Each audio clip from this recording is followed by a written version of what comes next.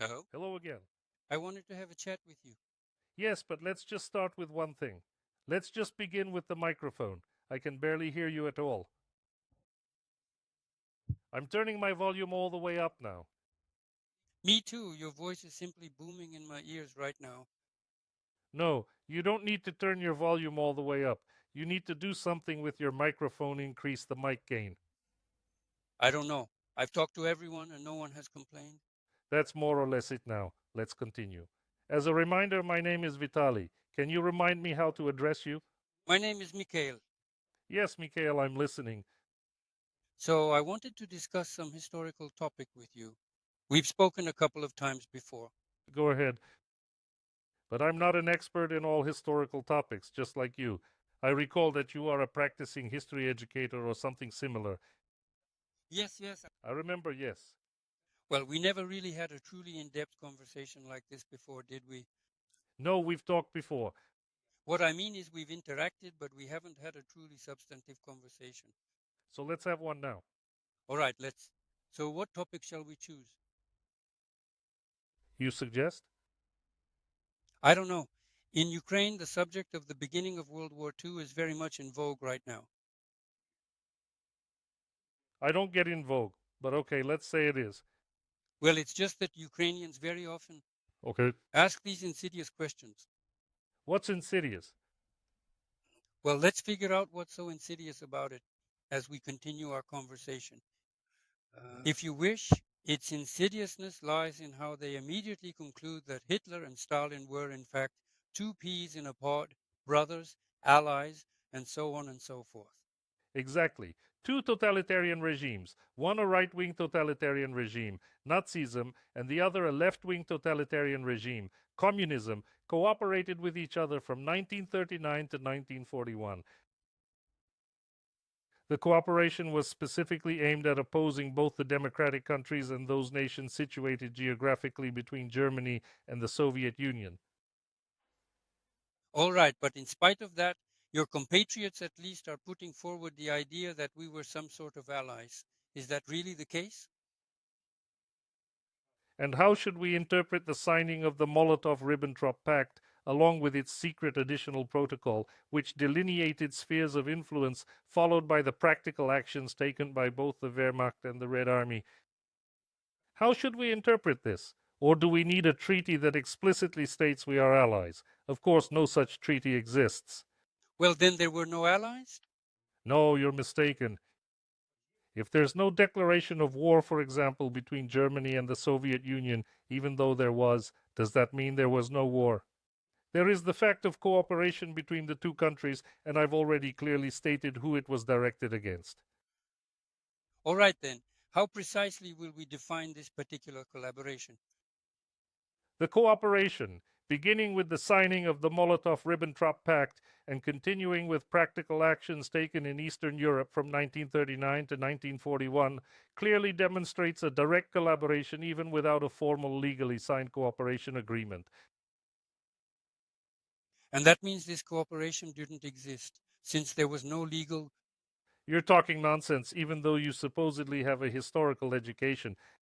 What were you taught? That a historian must necessarily consider the legal component, or perhaps the factual one, as paramount. For my part, the factual component is the important thing. That's not what I asked. Forgive me for interrupting.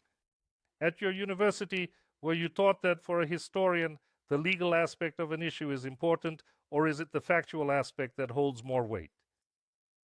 Both. Both.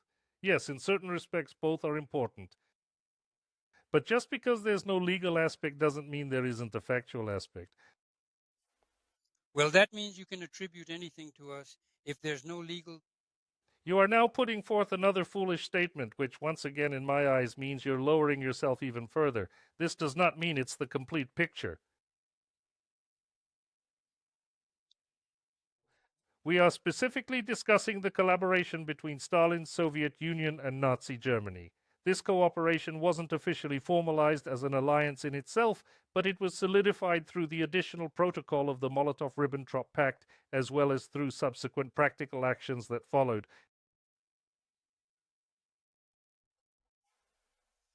And so the subsequent practical actions meant that we were indeed allies. Is that right or not?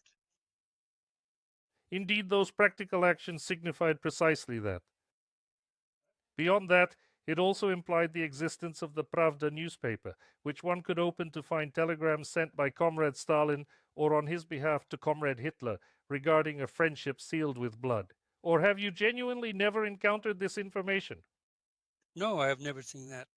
Ah, then please take the trouble to retrieve the collection. It is openly accessible to everyone. The Pravda newspaper, the official paper of the Central Committee of the Communist Party, which also contains the Friendship and Cooperation Agreement from September 28th or whatever of 39. A Friendship and Cooperation Agreement. Uh-huh. The word alliance, which you'd like to see there, is missing. That specific word isn't present, but there was indeed extensive cooperation and combined actions carried out in Eastern Europe. But that means it was mutually beneficial for both the Germans and for us, right? What's that? It was for both the Germans and for us. This arrangement proved to be advantageous for both Nazi Germany and Stalin's Soviet Union. If you personally currently associate yourself with either of the two entities mentioned above, then please feel free to do so. I personally associate myself with Stalin's Soviet Union. Go right ahead. Now, you just have to explain what the benefit was of cooperating with a totalitarian state as opposed to collaborating with democratic countries. Because those countries demonstrated that they were unwilling to cooperate with us. And why should these democratic nations have been compelled to demonstrate in any capacity that they desired to participate? These democratic nations, specifically the United States of America, essentially constructed your heavy industry, meaning the Soviet Unions. American specialists arrived and actively collaborated with the Soviet Union regarding economic matters. But why should they have demonstrated to you the necessity of militarily cooperating with a totalitarian regime that actively destroys its own citizens and subjects them to starvation? Well, who else? Democratic countries cooperated with both sides. America, for instance, cooperated with the British Empire. Why should they have been obligated to cooperate with the totalitarian Soviet Union? Kindly explain. And tell me, please. Hold on a moment. Let's not engage in manipulation here. You are currently transforming into one of those Russian pseudo-bloggers who consistently avoids addressing difficult inquiries. And immediately it's, but why and how? Could you please clarify in your personal judgment what exact reason would compel democratic nations to suddenly engage in cooperation with a totalitarian regime? No problem. Let them not cooperate. Then what? Nothing then. You just can't answer a question, unfortunately. Wait a minute. You asked a question. And you didn't answer it. Why cooperate? It benefited us. Who is us? The USSR. So, what was the actual benefit for the Soviet Union to establish a common border with a totalitarian state, especially when its leader had clearly and explicitly declared that eventually he would dismantle the Judeo Bolshevik communist regime in the Kremlin? Because it was necessary for us to postpone the start of the war. You didn't manage to postpone the start of the war. Instead, you, along with Hitler, initiated that war in September of 39. How exactly did this happen? What war did you truly postpone through those actions? Well, at least by the fact that we. Hold on, what war did you actually manage to postpone in September of 1939, right when World War II was starting? We just discussed the necessity of postponing it. Yes, but our, shall we say, how should I put it? Hold on. Our calculations did not materialize. And You didn't postpone the war. You started the war. So what's the point? You said it was beneficial for you to postpone the war, but you didn't postpone it. well, we didn't. Got it. So what was the benefit? I'll take a pill if I may. No problem at all. The thing is, we obtained, at a minimum, I've personally read this, we got the necessary dyes from Germany for our aviation. At the very least, that's what happened. We obtained machinery that operated in our heavy industry during the entirety of the war. Therefore, we obtained our own benefits from our cooperation with totalitarian Germany. Excellent. Thank you very much. Do you have any other questions? No, Thank you so much for sharing your personal perspective. thank you. You're welcome. You're welcome. Do you have any questions for me? Where did he disappear to? Oh my God, what an idiot. Honestly, I don't even wish to comment on that. It was beneficial for us to postpone the war, but we didn't postpone it. But we did receive the paints we needed for painting the airplanes. Indeed. Then those 900 planes only took off on June 22nd, 41 from the airfields. For that, you should read Mark Solonin. That's the only book I've ever read from beginning to end with actual pleasure, because all the others I just flipped through. But I truly love this particular book about airplanes. Why didn't they take off? Getting painted with German paint, that's an absolutely huge advantage, as they say in Ukrainian. The destruction of countries such as Poland, the invasions of Romania and Finland, and the ruination of Latvia, Lithuania, and Estonia, all of that is merely a trifle. The most important thing is that we got paint for the planes and some machine tools. What machine tools? Well, maybe they got some, sure. They sent raw materials to Germany and did everything possible for Germany to get its fill of raw materials and attack the Soviet Union. That's Stalin's perfect policy. Well, the old Stalin, there's nothing more I can really say. Can I ask you one question? Go ahead. You're the historian? Well, something like that, right? So you tell me. All right, let's put it this way. If you question my credentials as a historian, then you shouldn't be posing questions to me. Do you concur? No, but you might know some of the answers. But you doubt my credentials as a historian, so why would you seek an answer from someone who isn't a specialist? Just your opinion. Oh, as a person's opinion, so I'll drop the historian. I'll set that aside. I actually wanted to ask you a question on a historical subject. Listen. Could you tell me when that great burning occurred, back in the era of Peter the Great, right?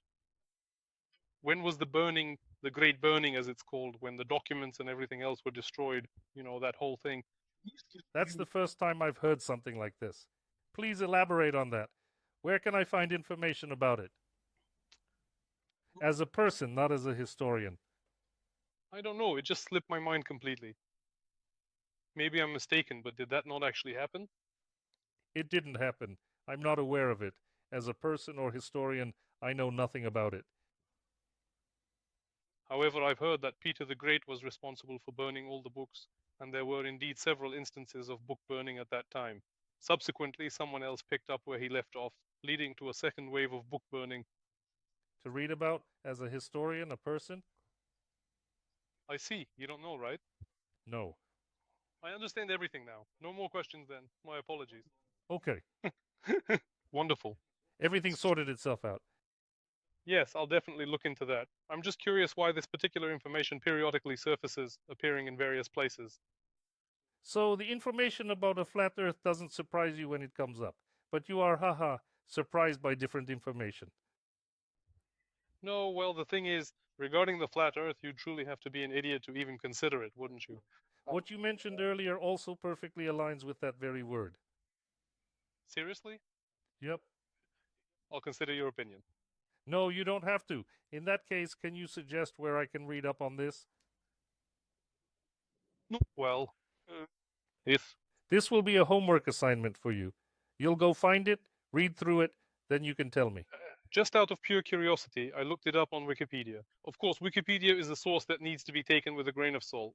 Let me take a look. What should I type in there? The Great or Grand Burning. Okay. Go on, look. During Peter the Great's time, yes, go on, look.